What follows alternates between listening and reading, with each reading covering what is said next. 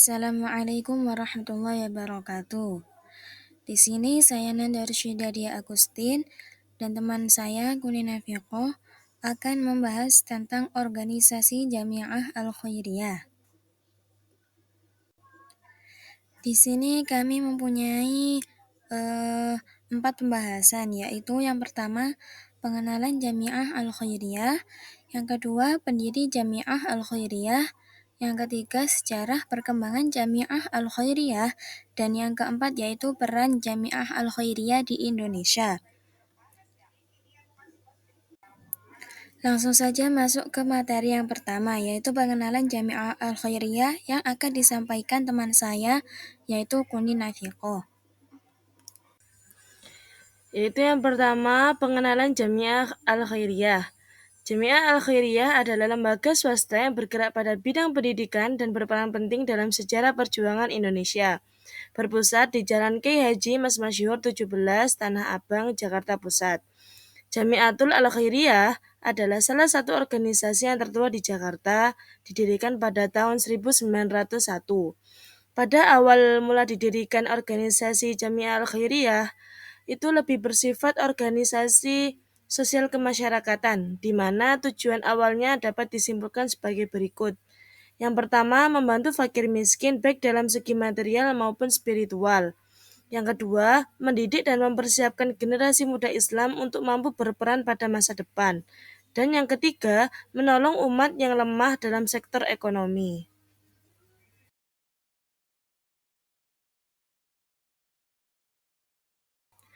Yang kedua, yakni pendiri Jamiah Al-Khairiyah, yaitu Habib Abu Bakar bin Ali Shahab, adalah pendiri Jamiah Al-Khairiyah, lahir pada tahun 1845 Masehi di Hadramaut, Yaman. Ia berasal dari keluarga ulama dan pedagang terkemuka. Habib Abu Bakar menempuh pendidikan agama dan bahasa Arabnya di Hadramaut, kemudian melanjutkan pendidikannya ke Mekah dan Madinah. Setelah kembali ke Jakarta, ia mendirikan Jamiah Al-Khairiyah pada 7 Oktober 1901 Masehi. Sebagai pemimpin organisasi, ia fokus pada kegiatan sosial, pendidikan, dan keagamaan. Peranannya dalam perjuangan kemerdekaan Indonesia sangat signifikan. Habib Abu Bakar wafat pada 8 Februari 1933 Masehi, meninggalkan warisan Jamiah Al-Khairiyah sebagai organisasi sosial keagamaan terbesar di Jakarta.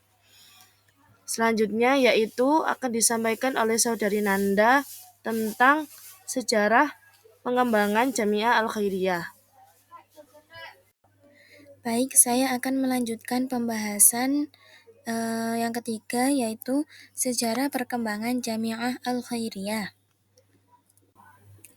Jadi, Jamiah Al-Khairiyah didirikan oleh Habib Abu Bakar bin Ali Shahab pada 7 Oktober 1901 di Jakarta.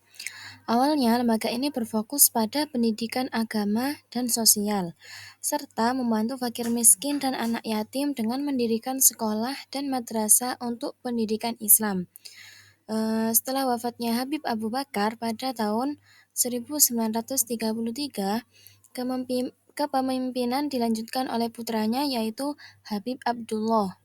Pada periode 1933 sampai pada periode 1945, Jamiah Al-Khairiyah mengalami perluasan kegiatan sosial dan pendidikan, pembangunan masjid dan fasilitas pendidikan, serta berperan aktif dalam perjuangan kemerdekaan Indonesia. Kemudian pada periode 1945 sampai dengan 1960, Jamiah Al-Khairiyah mendukung perjuangan kemerdekaan Indonesia dan memperluas kegiatan sosial dan pendidikan. Kantor pusat Jamiah Al-Khairiyah dibangun di Jalan Karet, Tanah Abang, dan cabang dibuka di Jawa Barat, Jawa Tengah, dan juga Sumatera.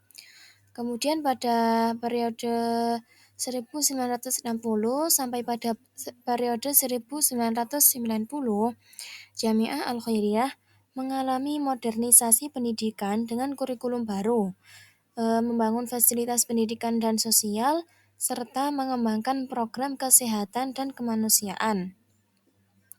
Kemudian sejak 1990, Jamiah Al-Khairiyah terus mengembangkan teknologi pendidikan, bekerja sama dengan organisasi internasional, dan juga memperluas kegiatan sosial dan kemanusiaan, serta meningkatkan kualitas pendidikan dan pengajaran. Kemudian lanjut pada pembahasan peran Jamiah Al-Khairiyah di Indonesia.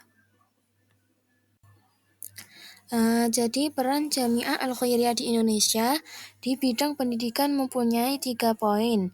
Yang pertama yaitu membangun dan mengelola sekolah-sekolah Islam dari tingkat dasar hingga perguruan tinggi.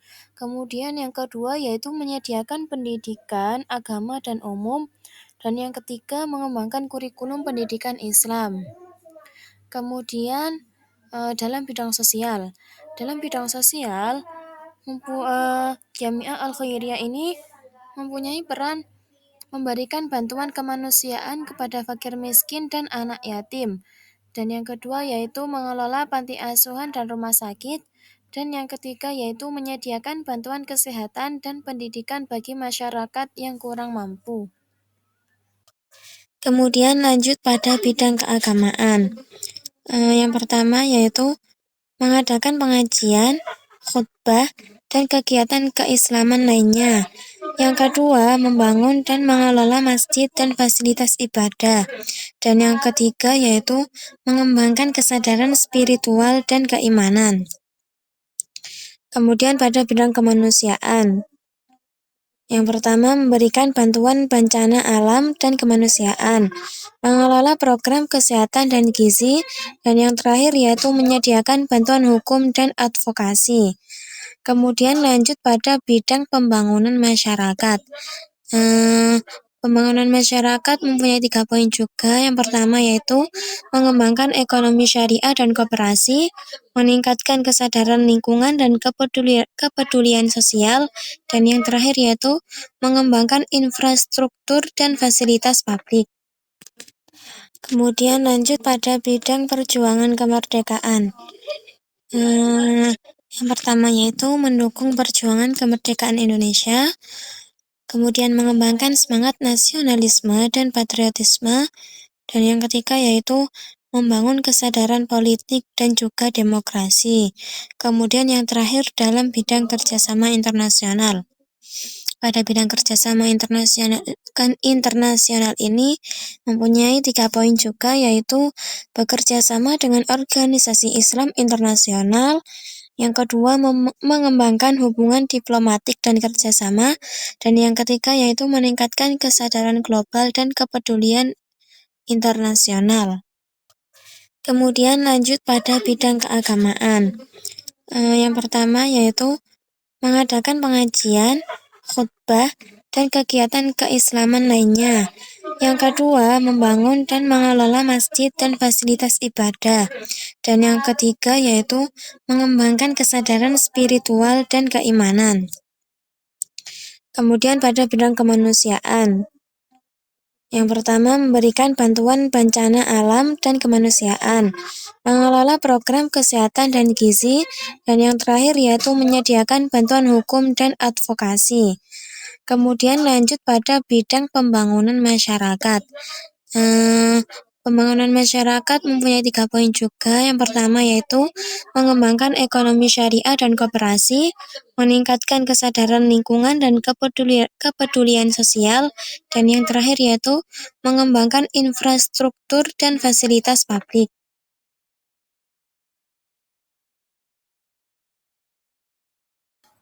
Selanjutnya yaitu tokoh-tokoh Jamiah Al-Khairiyah, yaitu yang pertama Syekh Tubagus Ali bin Tubagus Husni, pendiri utama Jamiah Al-Khairiyah, yaitu berperan dalam membangun dasar-dasar pendidikan Islam di Banten. Kedua, Tubagus Ahmad Bahari, salah satu pengelola Jamiah Al-Khairiyah yang memperkuat pengaruh lembaga ini di era pergerakan nasional dan terlibat aktif dalam memperjuangkan kemerdekaan melalui pendidikan. Ketiga, Kiai Haji Jamaun, alumni terkenal yang menjadi tokoh perjuangan kemerdekaan Indonesia dan berkontribusi dalam mengembangkan pendidikan berbasis nilai-nilai Islam di masyarakat.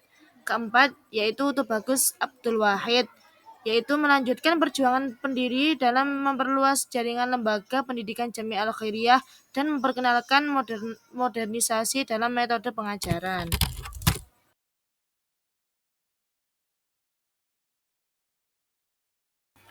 Selanjutnya yakni pembaruan yang dibawa, yaitu yang pertama penerapan kurikulum modern. Awalnya hanya mengajarkan ilmu agama, kemudian menambahkan mata pelajaran umum seperti matematika, sains, dan bahasa, dan mengintegrasikan nilai-nilai Islam dengan pendidikan berbasis ilmu pengetahuan. Yang kedua, sistem madrasah modern, yaitu menerapkan sistem pendidikan formal dengan jenjang yang terstruktur, yaitu ibtidaiyah, sanawiyah, dan aliyah, dan memberikan sertifikat yang diakui secara nasional dan internasional. Yang ketiga, yaitu penggunaan metode pengajaran baru, beralih dari metode tradisional atau halakoh ke metode kelas dengan sistem pengajaran modern, dan menggunakan teknologi dalam pembelajaran untuk meningkatkan kualitas pendidikan.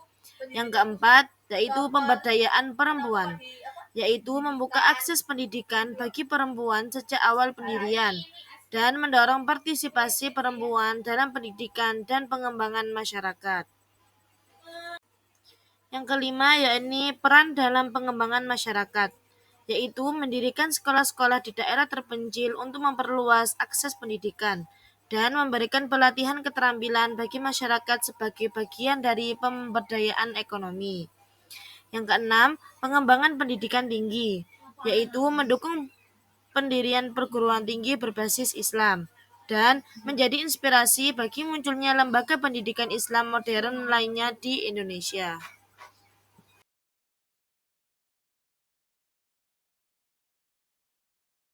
Yang terakhir yakni kesimpulan.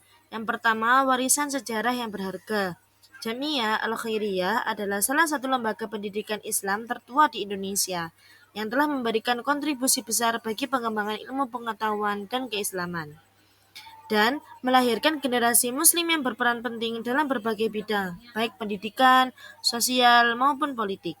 Yang kedua, relevansi hingga saat ini, yaitu tetap menjadi lembaga yang adaptif terhadap perubahan zaman, mengintegrasikan pendidikan agama dengan sains, teknologi, dan keterampilan modern, dan terus berperan dalam mencetak generasi yang mampu menghadapi tantangan global tanpa melupakan nilai-nilai keislaman.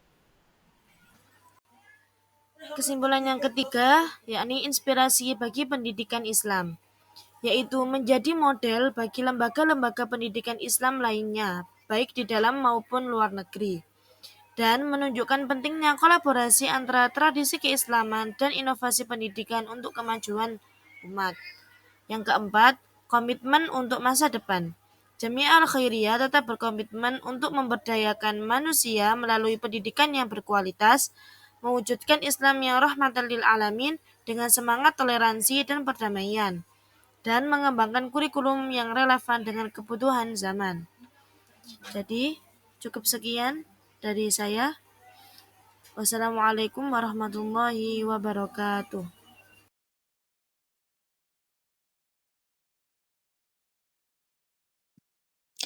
Demikian materi dari kami, Nanda Rusyidadia Agustin, dan juga Kulina Viko.